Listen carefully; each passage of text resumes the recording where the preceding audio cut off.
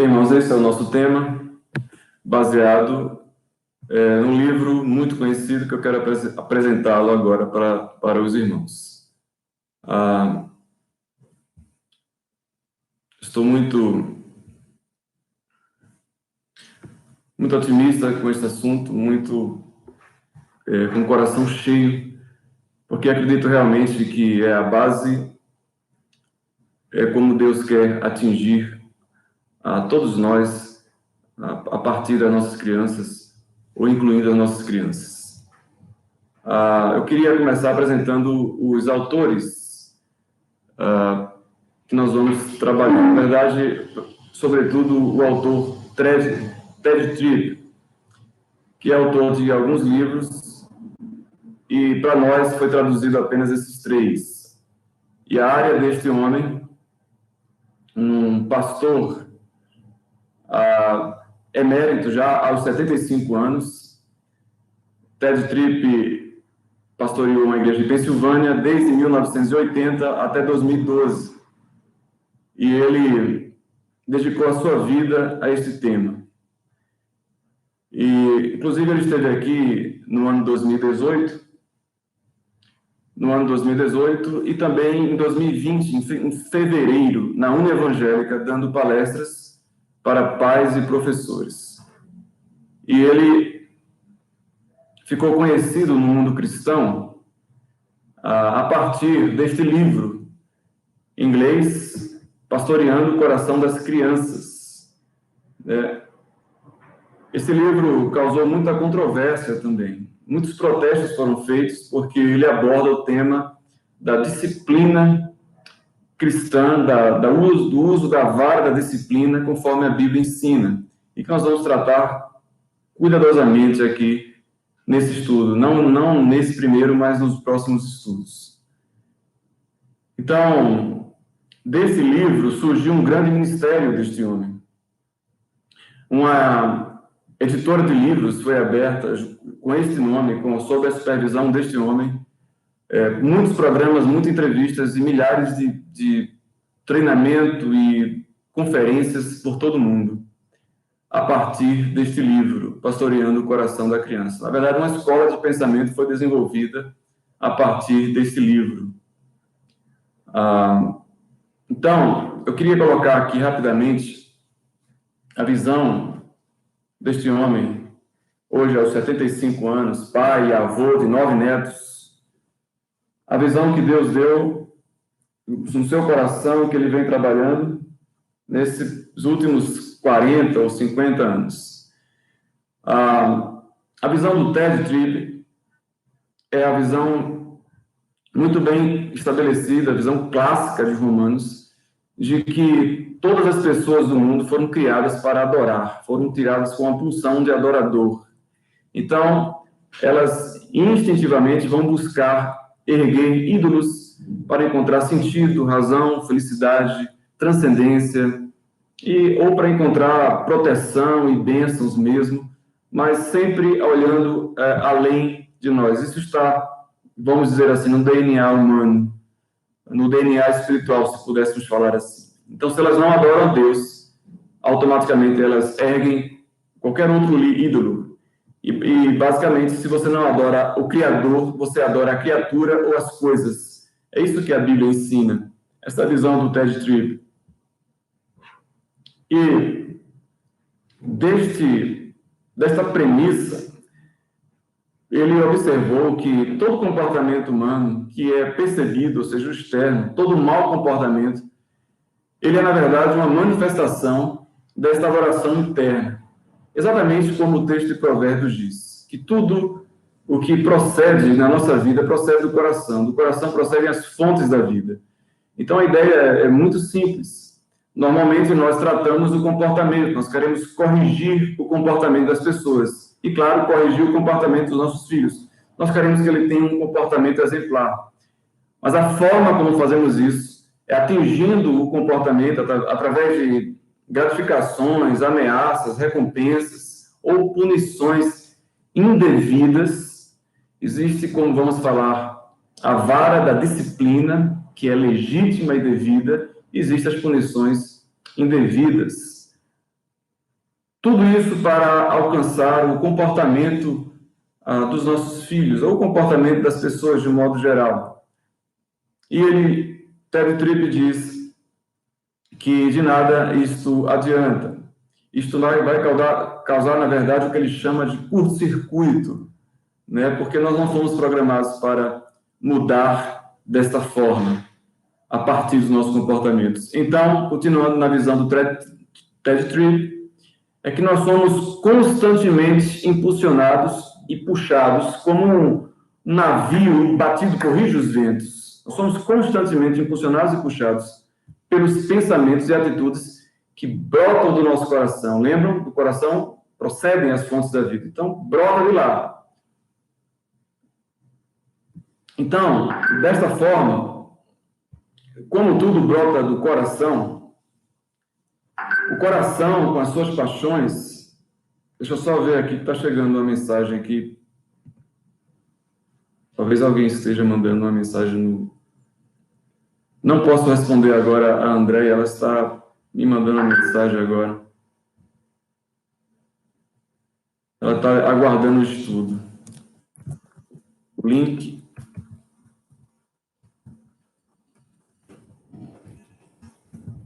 no grupo da igreja. Ok.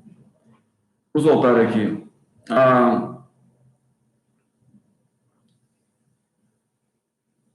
Como tudo brota do coração, as nossas paixões, e quando eu falo paixões, são os nossos apetites de todas as formas. Nós associamos logo paixões às paixões sexuais, mas paixões que estão presentes, inclusive, nas crianças. Desejos de controle, de poder, de reconhecimento, desejo, acima de tudo, de estar seguro, acima das acusações, acima do sentimento de que somos errados, fracos. Estas paixões e desejos, elas determinam o curso da vida de todos, crianças e adultos. Então, observando esses princípios, né, a partir do texto de Provérbios, a aplicação que o doutor Ted Tripp ele sugere, ou ele aplica, ou ele faz em seus materiais, em seus livros, é a seguinte: primeiro, que ele aponta o erro de que a nossa tentação é sempre querer atingir, como eu disse, o comportamento dos nossos filhos, e não o coração. A dimensão do coração sempre exige muito mais doação, é algo muito mais profundo. Isso você e eu sabemos por intuição, por experiência. Sabemos que para atingir o coração das pessoas é um processo, muitas vezes, doloroso, um processo que nos faz correr para a graça de Deus, porque somente a graça de Deus nos capacita.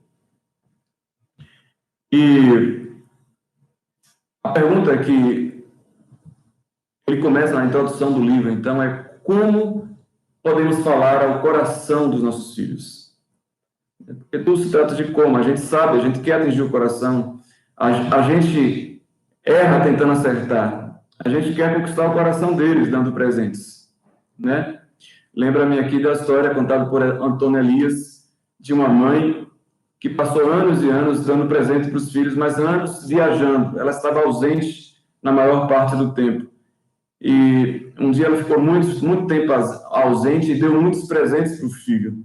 E no final ela mandou uma carta e perguntou: como você está? Tem recebido meus presentes? E uma criança de 8 anos respondeu: mãe,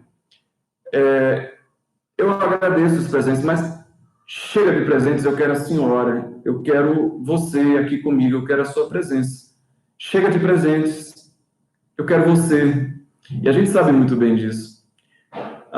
Ser pai é muito mais do que ser um instrutor, um provedor, né, um pagador de contas, um patrocinador, né, ou mesmo um protetor no sentido físico.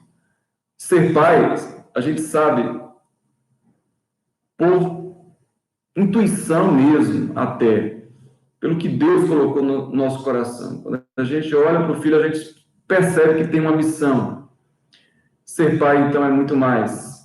Então, Ted Tripp, ele aponta aqui alguns problemas que deram origem aos seus argumentos no livro. Primeiro, ele observa que, pela própria psicologia, e de forma muito particular, no nosso tempo, né, as crianças de hoje,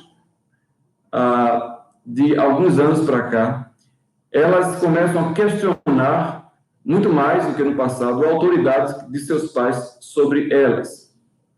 É claro que nós sofremos muitas mudanças no relacionamento. Os pais têm mais liberdade com os filhos do que os pais de 40, 50 anos atrás. Mas isso não muda o fato de que a criança, ela questiona, ela testa a autoridade, ela vê se realmente é legítima a autoridade do seu pai sobre ela, do seu pai e da sua mãe. Ela começa a mudar o seu olhar, obviamente. Como a psicologia diz, eu não sou estudante de psicologia, mas eu tenho essa informação, a partir dos 10, 11 anos, a criança deixa de ter o olhar dos pais para definir ela e começa a buscar o seu próprio olhar. Então, até os 10 anos, ela acredita que ela é tudo aquilo que o pai dela diz. Então, o que o pai dela disser, ela é. Ela, inclusive, quando fala alguma coisa, olha para o pai para saber se o pai vai aprovar a resposta, para o pai e para a mãe. Mas, a partir dos 10 a 12 anos, elas então começam a questionar a autoridade do pai e da mãe. Então, como falar ao coração deles? Vejam bem, o que está acontecendo é que, normalmente, como temos muitos recursos, como temos promessas e mais promessas de cursos e mais cursos, né? Como a criança, o pastor Hernandes Dias Lopes conta certa vez, que olhou para uma criança e viu ela tranquila, brincando, e falou assim: que vidona, hein, filho? Que vida boa você tem. E a criança de 5, 6 anos falou: você que pensa, eu tenho inglês na segunda, comum na terça, computação na quarta, eu tenho que fazer esporte, eu estou esgotado. Então, por causa dessas possibilidades, a gente começa a empurrar a responsabilidade para a escola e para a igreja de forma geral. E claro que as crianças percebem isso, irmãos. Não estava no meu script falar aqui, mas recentemente eu vi o caso de alguns anos atrás, de os pais não conseguirem lidar com o filho rebelde. O menino estava passando de todos os limites de convivência e os pais tiveram a brilhante ideia de colocar eles para morar com o avô. Olha, a gente não, em outras palavras, a gente não aguenta mais você, vai morar com seu avô. E temos essa triste história nos Estados Unidos, dessa criança que, depois de alguns meses, ele matou os avós e tocou fogo na casa.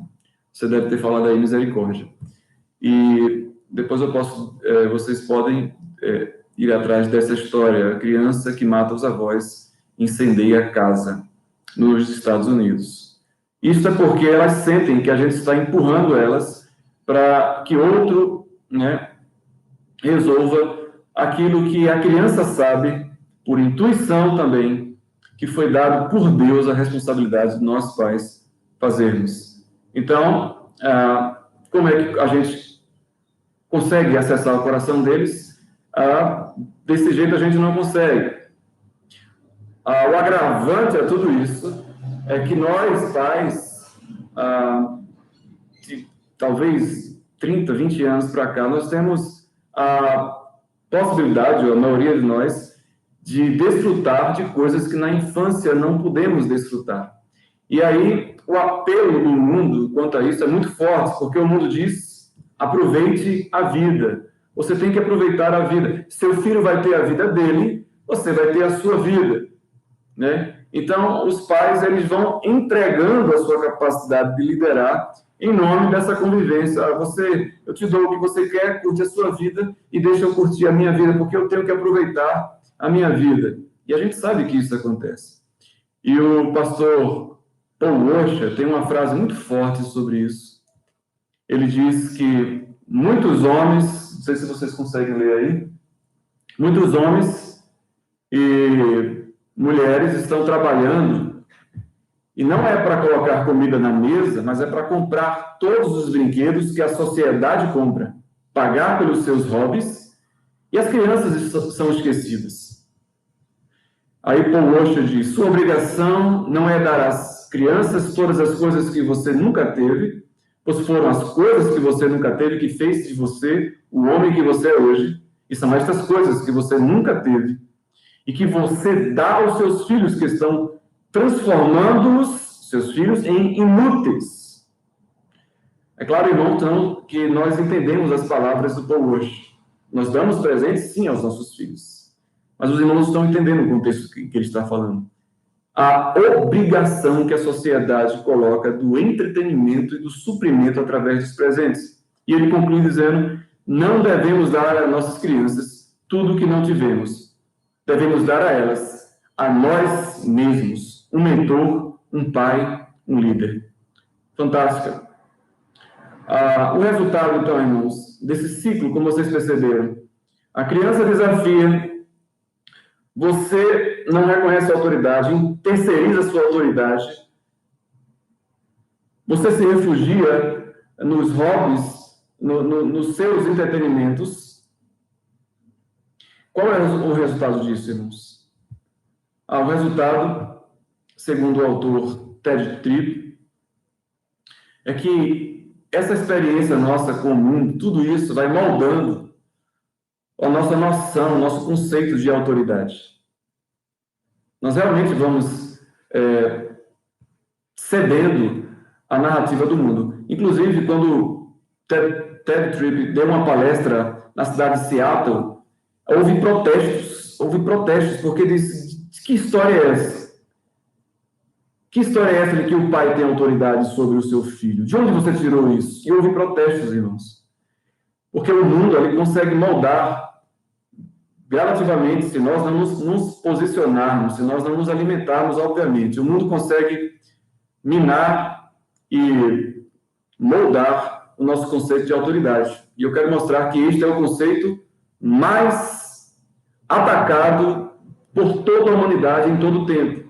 O conceito da autoridade é o último refúgio que o pensamento mundano tenta destruir do cristianismo, como eu quero mostrar. Então, junto com esse conceito de autoridade, nós criamos um entendimento sobre direitos individuais. Nós entendemos que a criança tem que ter o direito dela, e em nome desse direito individual da criança, nós somos omissos no nosso exercício de autoridade. Então, outro resultado é que a criança ela vai refletir essa mudança através da insubmissão. Observe que toda a reação da criança é como se fosse um alto-falante de Deus para nós, né? Tem alguma coisa errada. E nós achamos sempre que o problema está com a criança. E aqui, irmãos, é muito importante a gente deixar claro que existem situações enérgicas, situações emergenciais, situações que a própria nervosismo, insubmissão, rebeldia da criança exige, mas o fato é que as crianças estão dando sinais gradativamente. Eu tenho certeza que muitos pais vão concordar comigo aqui. Gradativamente, elas dão sinais de que elas precisam ser pastoreadas. E o grande princípio, como eu disse, o grande princípio que tem sido atacado por toda a humanidade, desde Caim e Abel, irmãos. Só vou ver as horas aqui, são 10h30. Desde Caim e Abel, irmãos. O grande princípio é o princípio da autoridade, como eu quero mostrar. O princípio da autoridade. Eu queria que vocês prestassem atenção. Eu fiz várias anotações aqui para nos guiar no entendimento deste princípio. Este é o principal assunto, meus irmãos, desta EBD de hoje. Acredito que nós vamos desenvolver muito, trabalhar muito em cima desse princípio. princípio bíblico para a criação de filhos, chama-se princípio da autoridade. Deste princípio é que vem o princípio do pastoreio. Eu só posso pastorear se eu entender esse princípio. Eu só posso levar meu filho a se encantar e a se submeter à autoridade de Deus e a se encantar com o Evangelho se eu entender o princípio da autoridade. Então, o grande princípio trabalhado por esse livro é o princípio da autoridade, e que é o grande princípio que vem sido atacado ferozmente, irmãos, pela humanidade. Sutilmente agora, com toneladas e toneladas de livros que atingem, na última instância, atingem toda a fonte de autoridade. O sonho do ser humano, como eu vou dizer, é destruir toda a fonte de autoridade, ser ele mesmo a fonte de autoridade, construir um jardim e colocar uma placa bem grande na entrada deste jardim. Aqui é proibido entrar Deus. Não entra mais Deus. É interessante como os filmes apocalípticos mostram a nova humanidade ressurgindo depois de um cataclisma, depois do apocalipse. O que vocês acham? Qual a religião que vocês acham que vai haver nesta nova humanidade? Nenhuma, irmãos. O Deus que vocês creram não foi capaz de defender vocês. E os filmes apocalípticos exploram bem isso, porque é o desejo humano de aniquilar completamente toda a noção de autoridade moral, de um Deus que tem autoridade. Então, antes da gente falar como esse princípio se aplica na criação dos filhos, eu quero ser bem breve. Observem-nos. Sempre que a gente dá glória a Deus, essa expressão é tão comum, né? Dê glória a Deus, diga glória a Deus. Mas sempre que os serafins, os anjos, os arcanjos, os seres celestiais estão lá em Apocalipse dando glória a Deus, estão dizendo, a ti pertence toda a honra, toda a glória. Quando os salmistas louvam, quando nós adoramos a Deus aqui na igreja e dizemos, a ti pertence. Lembre de todos os hinos que você exalta a Deus, irmãos. O que nós estamos fazendo é reconhecendo que Deus é a fonte de toda a honra, poder, sabedoria, ou seja, toda a fonte de autoridade. Então, é muito importante a gente ter isso em mente. Nós não estamos dando para Deus nada. Nós não estamos aumentando a glória de Deus em nada. Não estamos levando presentes para Ele, como as religiões pagãs ensinam, fazem com suas divindades. Nós não estamos dizendo que Deus é o que tem mais honra e mais poder acima de todos. Não, nós não estamos atribuindo nada a Deus, mas tributando aquilo que é devido a Ele. Nós, muito menos, estamos bajulando Deus, ou fazendo uma troca com nossos louvores. Observe, o salmista diz várias vezes, tributai ao Senhor todos os povos, ó famílias dos povos. Tributai o quê? A glória que é devida ao seu nome. Você dá aquilo que é devido, irmãos. Eu e você.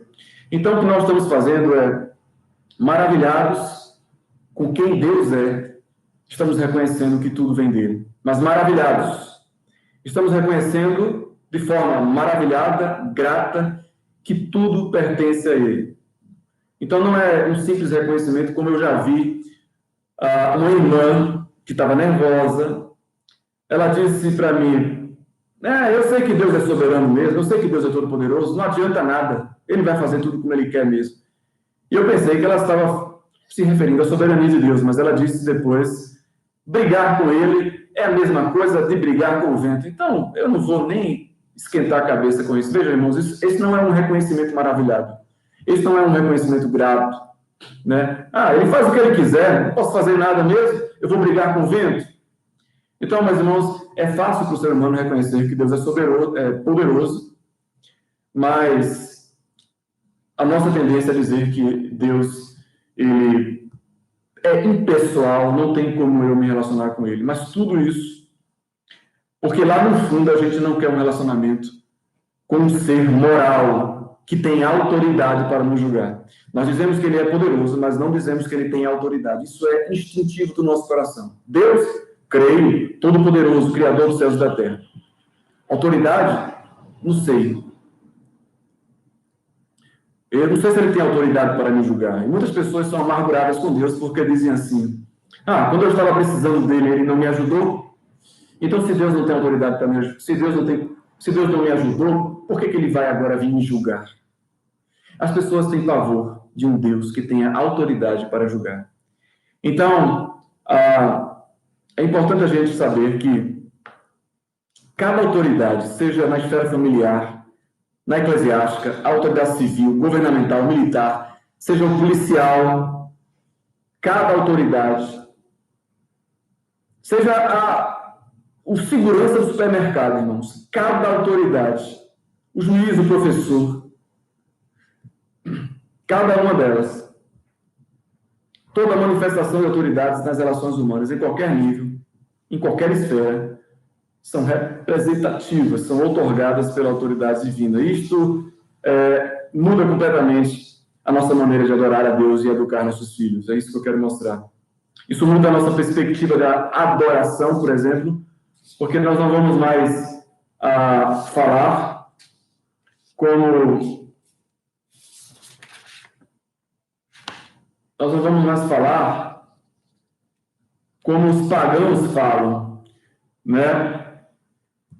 Que precisam louvar a divindade, agradar a divindade através de oferendas, sacrifícios e louvores, para que a divindade nos dê proteção e bênçãos. Então isso já muda, porque eu estou reconhecendo que toda autoridade vem dela, vem de Deus. E com nossos filhos muda, porque a gente vai saber, primeiramente, que os nossos filhos não são nossos. Fomos responsáveis, foi-nos delegada a autoridade para cuidar de uma coisa que não é nossa. Essa noção é simples de entender, irmãos. O que você faz com o que não é seu? Você cuida para prestar contas. Seus filhos não são seus, não são nossos, vamos prestar contas. Portanto, não tem essa história de me obedeça, porque foi eu que te dei a vida, menino. Ora, você vai causar um curto-circuito na cabeça da criança. Quem deu a vida foi Deus. Deus nos colocou na vida dele como autoridade. Ok? Mas, como eu disse, o princípio da autoridade é o princípio mais atacado pelas filosofias humanas. No íntimo, o homem está sempre fazendo a mesma pergunta, toda hora, para poder fazer alguma coisa que deseja e que a sua consciência o acusa. A pergunta é: quem disse que isso não pode? Quem disse que é errado? Quem falou isso? Foi Deus? Será que foi Deus? Eu vejo crentes, irmãos, falando. Quem fala isso são crentes. Será que não é a tradição? Será que não é o contexto histórico? Foi Deus mesmo que falou isso? Será que estamos fazendo uma exegese correta? Observe, existe uma crise grande de autoridade, irmãos, em nosso coração. E essa é a raiz de toda a crise que vivemos. A crise de autoridade. O ser humano quer negar, de todas as formas, a autoridade divina para se fugir do fato que martela na sua consciência de que ele é um ser moral e Deus vai julgá-lo. Ele quer negar isso de todas as formas. Ele nega qualquer fonte de autoridade, irmãos. Observe.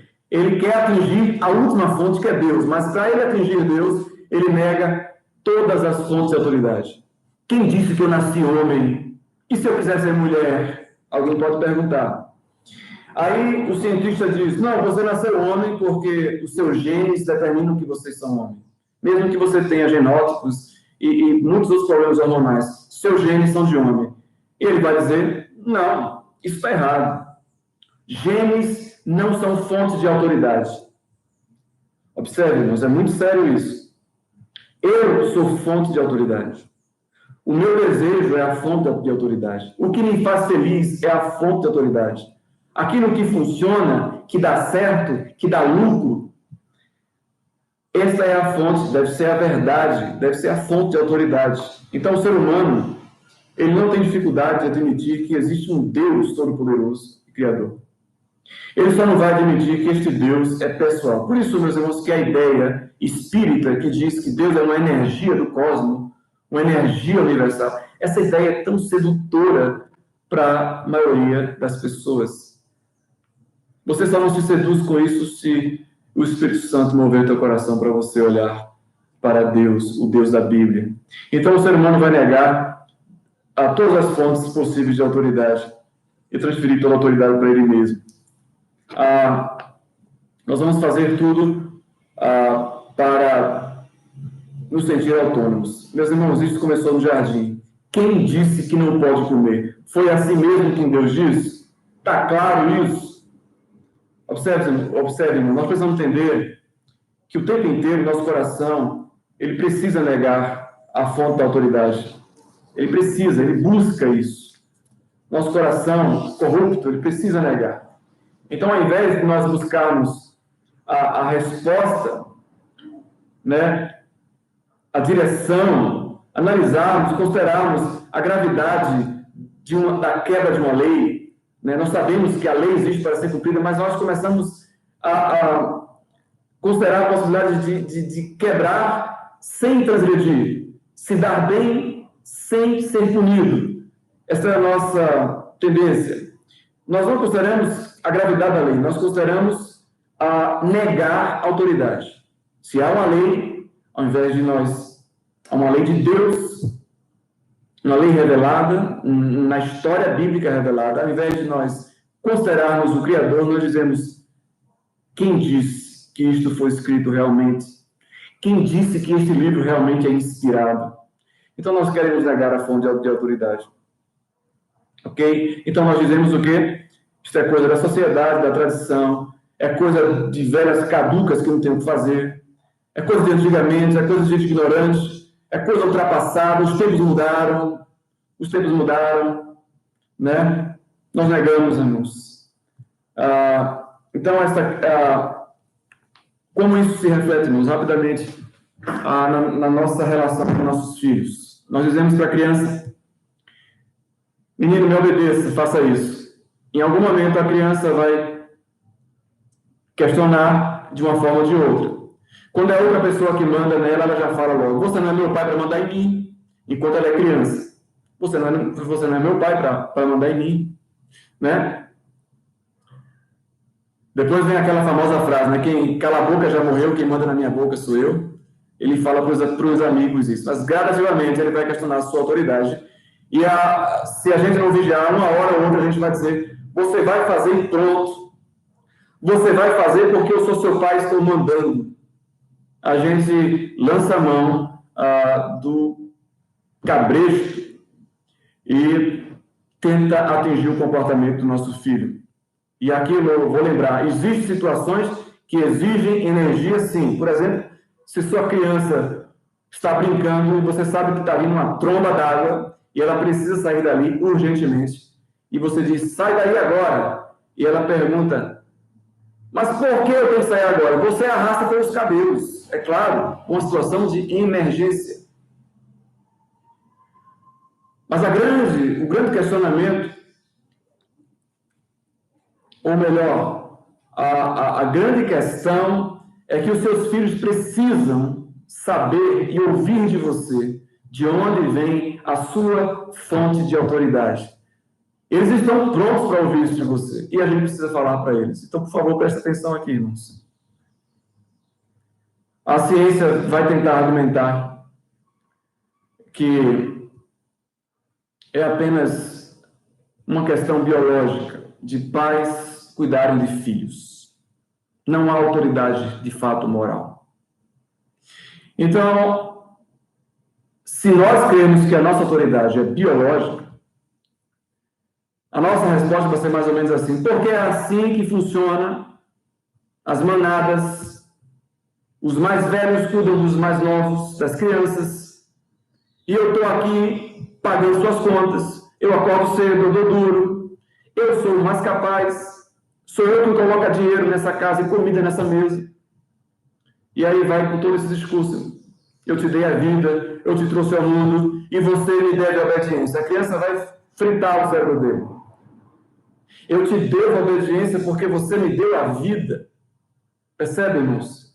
Que não tem base para autoridade esse argumento. Depois você leva ele para a igreja e diz que Deus é o autor da vida. Aí que dá um nó mesmo na cabeça dele. Então, a base da autoridade não é biológica. Então, a base da autoridade é social, pastor. está nos nossos relacionamentos, porque é assim que a sociedade funciona. Ela se organizou através de milhares de anos dessa forma. Ela funciona melhor assim. Não é isso? Estamos atrás de um modelo social, e esse modelo, então, pode mudar, né? De fato, é questionável, irmãos. Existem sociedades que crianças são oferecidas em sacrifício, baseado em quê? Num modelo cultural. Porque foi assim que nós aprendemos. Observe como é frágil, irmãos. A criança vai perguntar de onde vem essa autoridade. Não é social, irmãos. Não é cultural. Não é porque, na nossa cultura, pai manda em filho, né? Não é o velho jargão, manda quem pode, obedece quem tem juízo. Não é tradição, irmãos. A velha resposta que diz, sempre foi assim, por que você quer mudar? Né? Os conservadores são muito criticados quando eles insistem na tecla de que sempre foi assim. Isso não é argumento, irmãos. Isso pode funcionar para muitas coisas práticas, mas não para argumento. Você não vai querer inventar a roda, realmente, mas para a criação de filhos não é argumento. E, por último, não é antropológico, né? Não adianta dizer que faz parte do comportamento humano, da autopreservação, que o ser humano precisa exercer autoridade sobre os seus filhos, porque graças a isso a sociedade evoluiu, graças a esses instintos, não é nada disso, irmãos. Veja, cada um desses motivos pode ser questionado à luz da própria ciência. Na verdade, a ciência usa tudo isso para questionar. Irmãos, existem estudiosos escrevendo acerca de incesto, pedofilia, defendendo com base antropológica. Então, a antropologia não pode ser autoridade para a gente, irmãos. Existem culturas que podem mudar. Mulheres mandam em homens em algumas culturas, né? Mulheres são as provedoras, ok? E argumentos podem ser derrubados pelo argumento evolucionista, né, que a sociedade está evoluindo de forma orgânica. Argumentos de que o clima mudou, antigamente, porque o clima era mais frio. Enfim, irmãos, as relações humanas mudam. Mas nós temos uma âncora, um conceito, um fundamento. Se tirar o fundamento da gente, o que é que a gente pode fazer, irmãos? Nosso fundamento é que toda autoridade procede de Deus. E Deus ordenou as coisas para que tudo demonstre que toda autoridade pertence a Ele. Todas as nossas relações têm que demonstrar isso. Tem que caminhar para isso. Então, finalizando,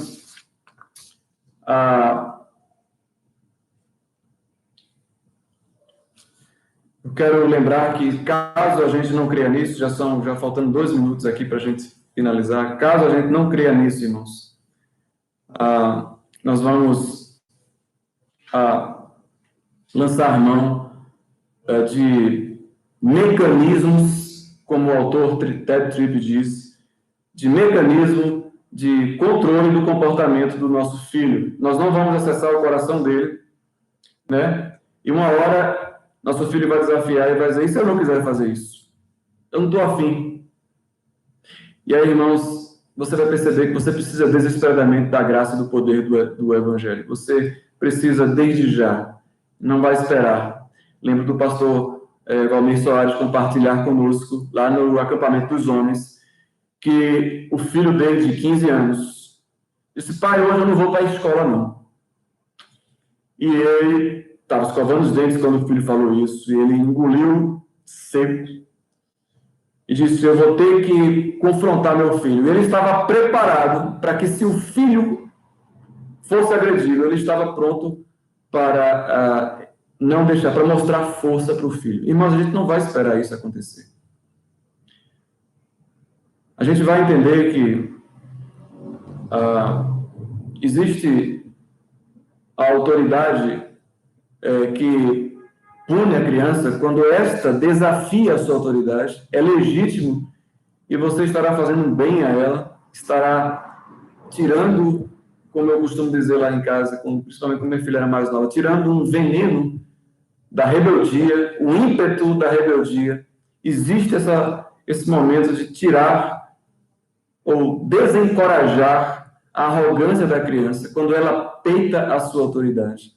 Mas o que Deus quer nos ensinar é a nós pastorearmos o coração dos nossos filhos. Ele nos dá razões para isso. E quando essas razões você comunicar aos seus filhos, ele vai atendê-las de bom grado, vai fazer sentido no coração dele. Eu queria caminhar com os irmãos, então, nesse estudo, durante talvez os próximos meses, para a gente aprender junto. Eu quero também ver, quero que os irmãos mandem mensagem, quero ver o chat, tentar dialogar com os irmãos, construirmos juntos, e nós aprendermos sobre como aplicar este princípio da autoridade na vida dos nossos filhos. Amém? Eu queria orar com os irmãos. Vamos agradecer a Deus.